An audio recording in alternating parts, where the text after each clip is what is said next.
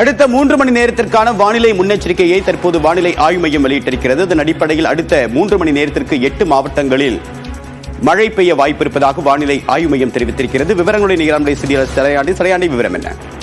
தேவபிரியன், தற்போதையிலிருந்து அடுத்த 3 மணி நேரத்திற்கு, அதாவது 10 மணி வரை தமிழ்நாட்டின் 8 மாவட்டங்களுக்கு கனமழை இருக்கும் என்ற ஒரு எச்சரிக்கையானது விடுக்கப்பட்டிருக்கிறது. சென்னை, செங்கல்பட்டு, திருவள்ளூர், காஞ்சிபுரம், ராணிப்பேட்டை, வேலூர், திருவண்ணாமலை, விழுப்புரம் ஆகிய 8 மாவட்டத்திற்கு கனமழை பெய்யக்கூடும் என்ற ஒரு எச்சரிக்கையானது கொடுக்கப்பட்டிருக்கிறது.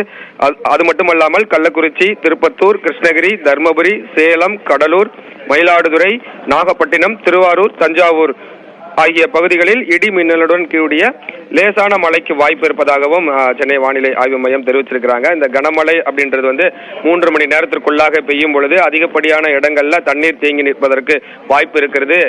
தாழ்வான பகுதியில் இருக்கக்கூடிய மக்கள் விழிப்புணர்வோடு இருக்க வேண்டும் என்ற ஒரு எச்சரிக்கையோடு இந்த வானிலை முன் அறிவிப்பை வெளியிட்டிருக்கிறார்கள். தேவபிரியன், தகவலுக்கு நன்றி சடையாண்டி.